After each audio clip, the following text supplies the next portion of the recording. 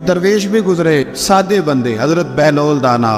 ਅਸੀਂ ਕਿਸੇ ਦੇ ਕੁਝ ਵੀ ਨਾ ਲੱਗਦੇ ਤੇ ਨਾ ਕੋਈ ਸਾਡਾ दर्दी, बिल्कुल सादे बंदे, कोई बात नहीं, कोई किसी किस्म का लेना देना नहीं, कपड़े भी फटे पुराने। हजरत बहलोल दाना रहमतुल्लाह अलैह से भी एक शख्स की मुलाकात हुई। तो बाज़ बंदे होते हैं ना, उन्हें दो चार पहेलियाँ याद कर ली होती हैं, दो तीन कहानियाँ। वो कहते हैं जी मेरे किसी मौलवी ने सवाल का जवाब नहीं देता, मन्ना गा देता जे कोई मौलवी मेरे भी सवाल का जवाब। तो चूँकि आपका इरादा ही नहीं है सवाल का जवाब लेने का, आपने पहले फैसला कर लिया है कि मैंने सवाल ही ऐसा करना है जिसका कोई जवाब। हम लोग पता क्या करते हैं, बेमाने सवाल। इसलिए नबी पाक सल्लल्लाहु अलैहि वसल्लम ने फरमाया है कि जिसने दीन का इल्म इसलिए जमाएगा या उलमा से बहस करेगा, अल्लाह उसे जन्नत की खुशबू भी अता नहीं करेगा। बहस करने के लिए इल्म ना सीखे, अमल करने के लिए इल्म सीखे, और अमल का रास्ता अपने लिए आसान करने की कोशिश करे, अमल का रास्ता। इसी तरह का एक बंदा था, वो कहता था जी मेरे सवाल का जवाब कभी नहीं किसी ने दिया। उसकी मुलाकात एक दरवेश से हो गई, हजरत बहलोल दाना से। फरमाने लगे पूछो भाई क्या सवाल है।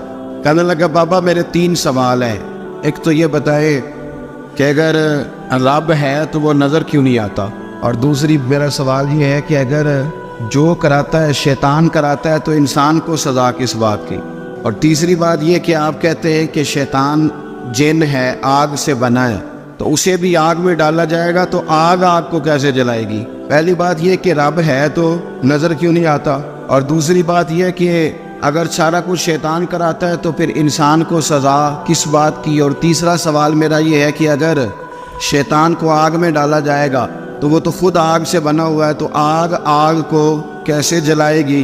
तो हज़रत बहलोल दाना थोड़ा सा सोचने लगे बात की। कहने लगा मुझे पता था जवाब आपको भी को नहीं आता। देखा ना, पड़ गया ना सोच में। नीचे एक रोड़ा पड़ा था मिट्टी का, ईंट का नहीं। मिट्टी भी कई दफ़ा खुश्क हो जाए ना धूप में, कच्ची मिट्टी भी तो रोड़ा तगड़ा बन जाता है।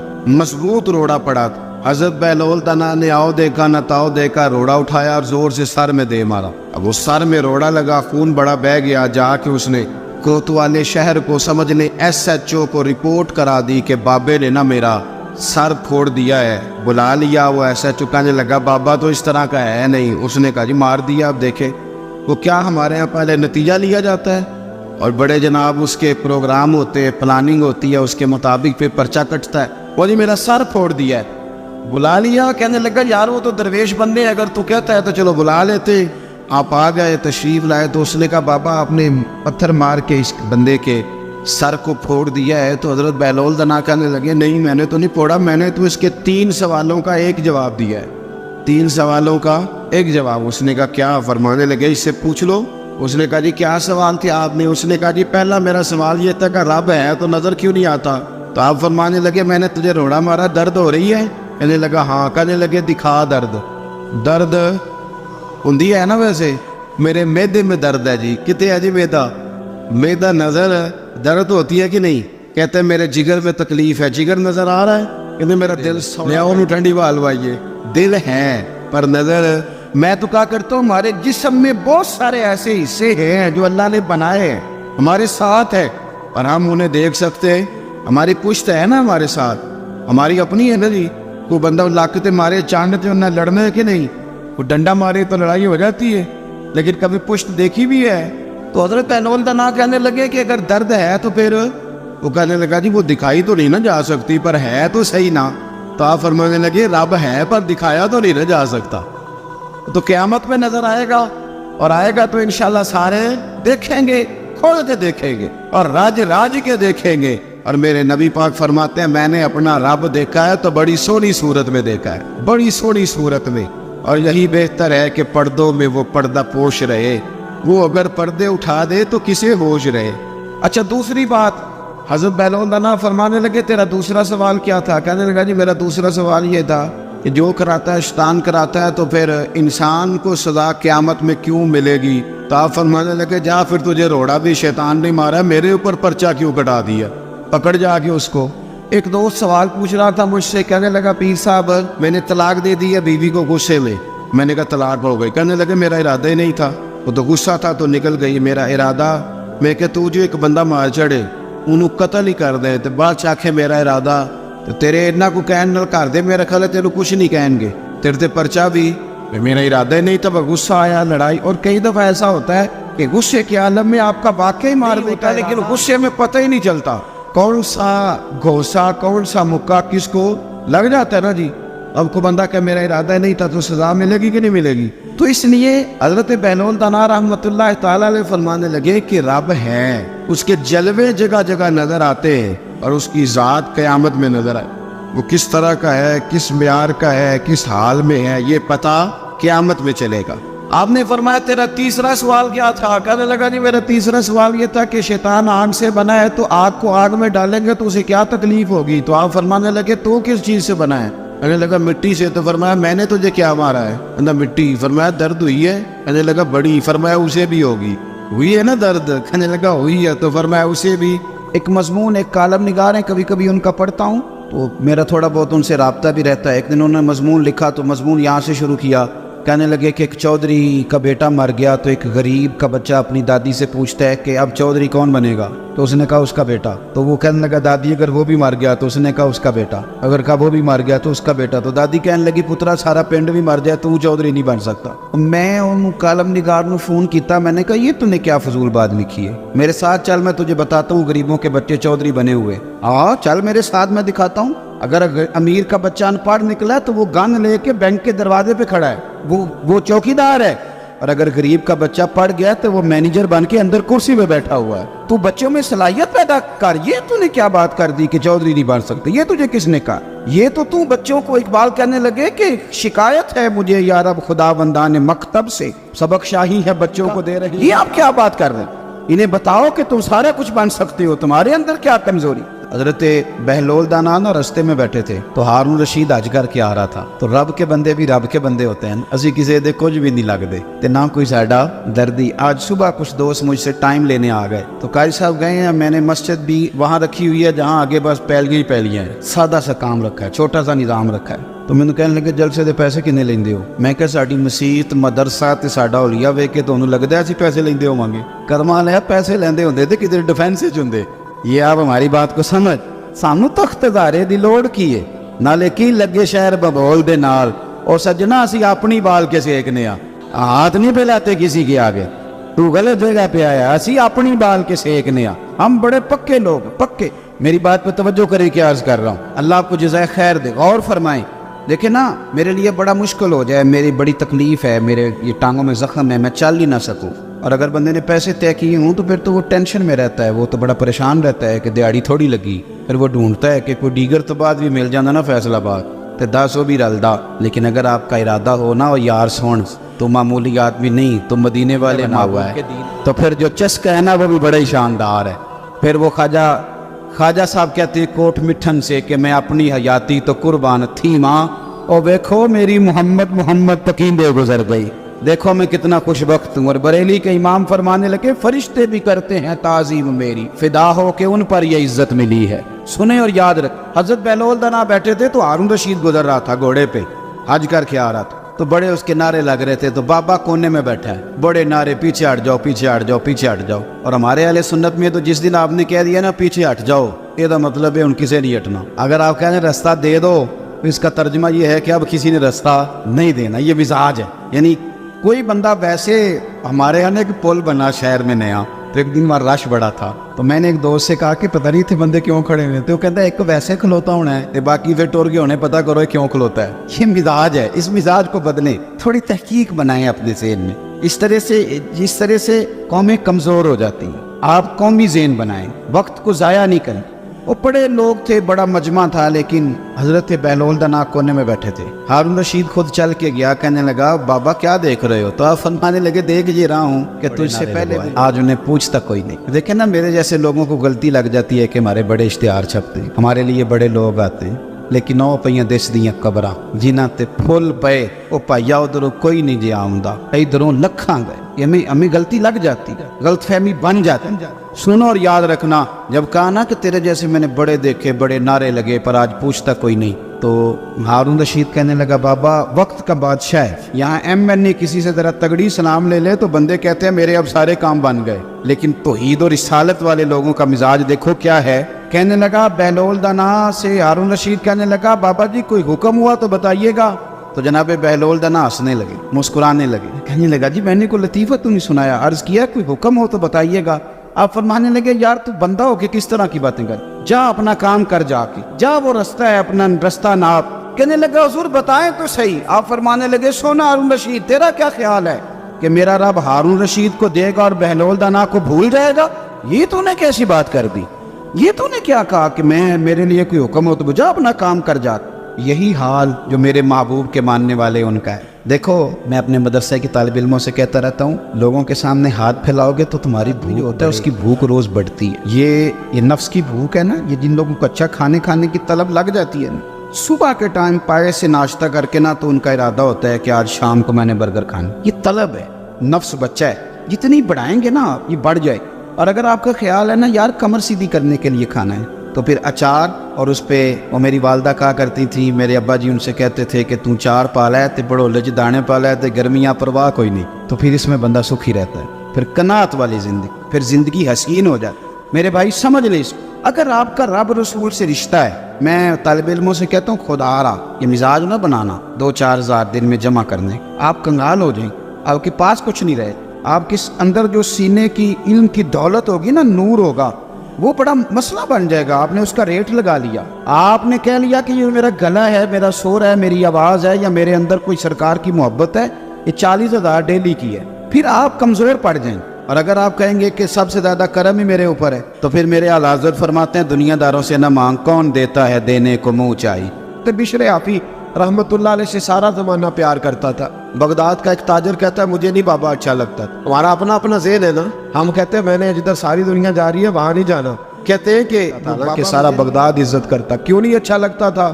کہتے اس لیے کہ بابا نہ صرف فرض مسجد میں پڑھتا تھا, باقی نماز گھر جا. تو میں کہتا تھا اتنا ولی ہے تو باقی بھی مسجد میں پڑھے. کہتے ایک دن میں نے کہا جسوسی کرنی ہے اس کی, جو کہ اسلام میں منع ہے. کہتے حضرت بشر حافی رحمۃ اللہ علیہ نے جمعے کے فرض پڑھے, فرض پڑھ کے نکل گئے دوڑ کے. فرماتے ہیں میں پیچھے ہو گیا, میں نے کہا میں نے سنتیں چھوڑ دی ہیں پر اس کا پتہ کرنا ہے, سنت نفل بعد میں پڑھوں گا. کہتے ہیں حضرت بشر حافی جلدی سے نا ایک کباب والی دکان پہ گئے, وہاں سے کباب خریدے. اور میں نے کہا بوڑھے کی عمر دیکھو اور اس کے ذائقے دیکھو, اس عمر میں بھی کباب کھائے گا. اوئے ہوئے, مولوی کو روٹی نے ستایا تھا اس لیے سنت اور نفل چھوڑ آیا ہے. کہتے تھوڑا سا وہ آگے بڑھے تو نان بھائی کی دکان سے نا نان خریدے. میں نے کہا دیکھو یار, دیکھو اس کے ذائقے, گرم نان کھائے گا. بہت سارے لوگ بغداد میں رات کی روٹی کھاتے پر یہ گرم کھاتا ہے. کہتے حضرت وہ نان اور کباب لے کے نا جنگل کی طرف مڑے تو میرے دل میں خیال آیا یار بڑا ہی اس آدمی کا عجیب ذہن ہے, یہ اب سبزے پہ بیٹھ کے یہاں موج کرے گا, کھائے پیے گا, اور سنت نفل چھوڑ دی, اللہ ہزاروں مرید ہے. کہتے حضرت جنگل میں داخل ہوئے, تھوڑا سا سفر کیا تو کچی آبادی آ گئی. ایک کچا ہوا دروازہ, باہر سے کنڈی لگی. بغداد کے ننگے پاؤں چلنے والے ہزاروں مریدوں کے اس پیر نے کنڈی کھولی, اندر گئے. ایک فالج زدہ بابا جی بیٹھے. کہتے حضرت بشر حافی نے اپنی پگڑی کھولی اور اس آدمی کے منہ سے پانی نکل رہا تھا, رال ٹپک رہی تھی. کہتے پہلے اپنی پگڑی سے منہ صاف کیا, پھر پیالے سے پانی ڈال کے منہ دھویا, پھر حضرت اس کے ٹانگوں پہ کپڑا ڈال کے روٹی کا لقمہ توڑ کے اس کے منہ میں ڈال کے کہنے لگے بابا ناراض نہ ہونا, جمعے والے دن مجھے دیر ہو جاتی ہے, ابھی تو میں نے سنت اور نفل بھی پڑھنے ہیں, ناراض نہ ہونا مجھے دیر ہو جاتی ہے. کہتے ہیں وہ بابا رو پڑا اور کہنے لگا بشر یار 14 سال ہو گئے تو روز آتا ہے. 14 سال یہ 1 صدی کا قصہ ہے, 2-4 برس کی بات نہیں. 14 سال سے تو روز آتا ہے, میں پتہ نہیں کب تک لاش بنے پڑا رہوں گا, تو کب تک آئے گا. حضرت بشر حافی نے بابے کے آنسو پوچھ کے کہا بابا فکر نہ کر, آج کے بعد یہ جملہ نہ کہنا کہ تو میرے لیے بوجھ ہے. فرمایا لوگ سمجھتے ہیں کہ میں نے عبادت کر کے مقام پایا ہے, لوگ سمجھتے ہیں میں نوافل زیادہ پڑھتا ہوں, دنیا جانتی ہے کہ میری رات کی تسبیح زیادہ مضبوط ہے, اور میں ان میں سے کوئی بات بھی نہیں. میں تو تیری نوکری کرتا ہوں تو اللہ نے میری عزتوں میں اضافہ. سوچ ہی صاف نہیں, نظریہ ہی ٹھیک نہیں, فکر ہی ٹھیک نہیں. اسلام نظریے کا مذہب ہے, سوچ کا. مسند امام احمد بن حنبل کی حدیث سنی, جب انسان نے روزہ رکھا ہوتا ہے نا تو روح ویسے ہی پاک ہوتی ہے اس کی. میں نے یہ سوچا کہ کچھ باتیں ایسی کی جائیں جس سے تھوڑی سی سوچیں بھی تبدیل ہو, کچھ سوچوں کا وضو, سوچوں کا غسل, افکار و نظریات کی بھی بات ہو. ہم سمجھتے ہیں کہ شاید کثرت عبادت اصل ہے. اقبال کہتے ہیں یہ ذکر نیم شبی, یہ مراقبے, یہ سرور, تیری خودی کے اگر نگہبان نہیں تو پھر کچھ بھی نہیں. تیری خودی کے اگر, اور پھر عام چیز نہیں کہا, یہ ذکر نیم شبی، سویرے سحری کا ذکر، یہ مراقبہ، یہ جو تو گھنٹوں اللہ کی یاد میں بیٹھا رہتا ہے، یہ سرور، کہتے بے کیف عبادت نہیں، سرور والی، یہ ذکر نیم شبی، یہ مراقبے، یہ سرور تیری خودی کے اگر نگہباں نہیں، اگر تیرے نظریے کو نہیں بدل سکے، تیری سوچ نہیں بدل سکے، تیرا ایمان مضبوط نہیں کر سکے، تیری خودی کے اگر نگہباں نہیں تو پھر کچھ بھی نہیں۔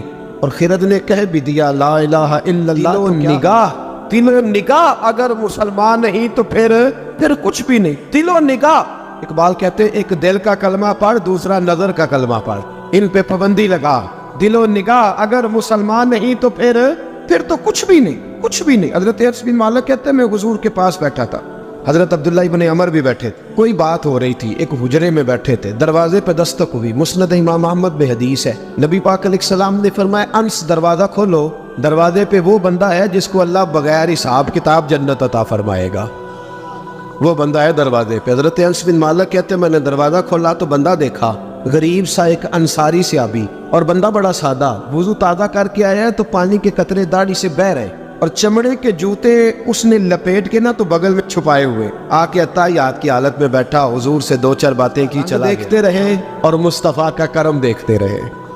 اس کو حضور نے جنتی کہا ہے۔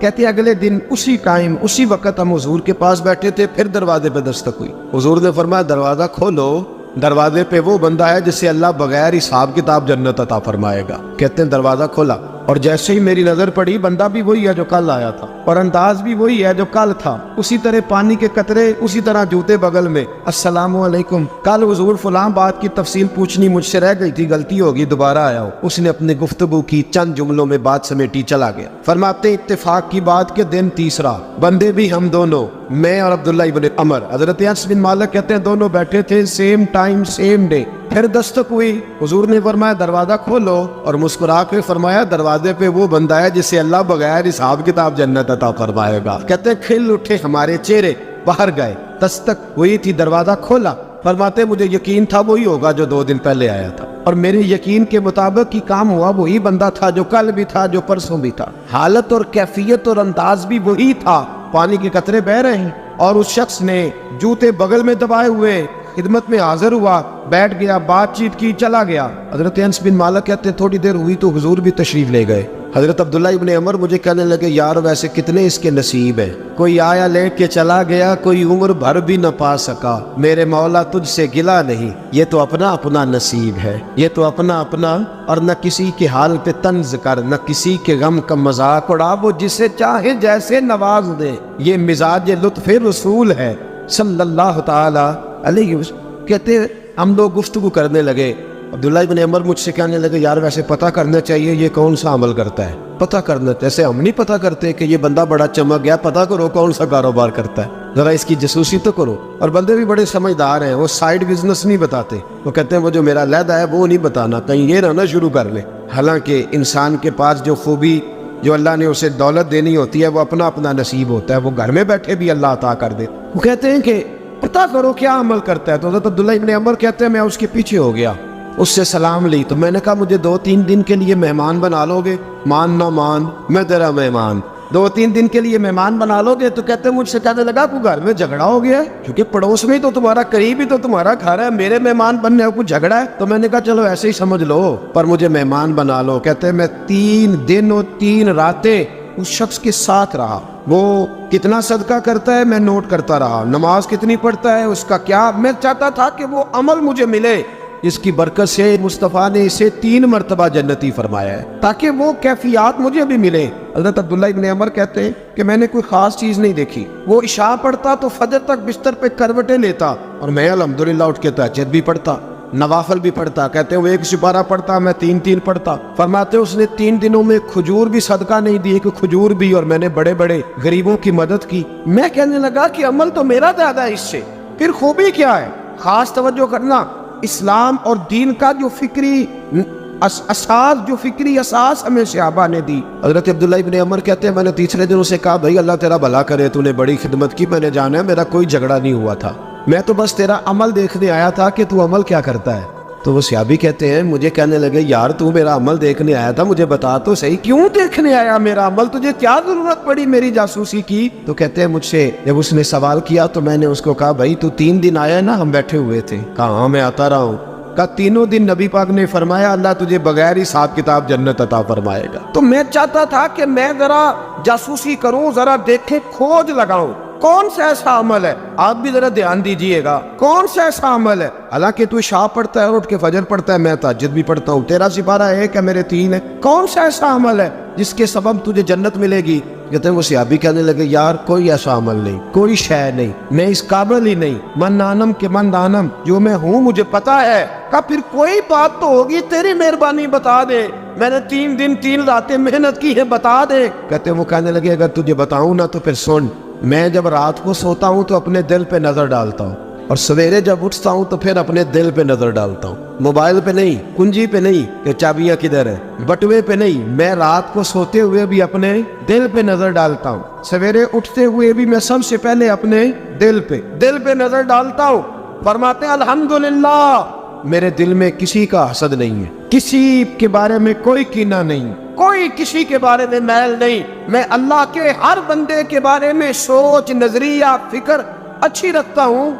اور فرمایا میں تیرے بارے میں بھی عبداللہ یہی سوچتا ہوں کہ تو مجھ سے زیادہ نیک.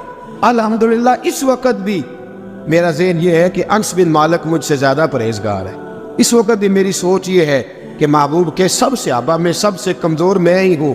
ناطق عبداللہ ابن عمر کہتے ہیں میں نے اس کا ہاتھ چوما, میں نے کہا سمجھ آ گئی ہے, تیرا نظریہ, تیری سوچ پکی اور سچی مسلمان ہے, تو دل اور روح کا مسلمان ہے, تو نظر اور روح کا مسلمان ہے. یہ سبب ہے کہ اللہ کے رسول نے زمین پر چلتے ہوئے بھی تجھے 3 دفعہ جنت کی بشارت عطا فرما دی.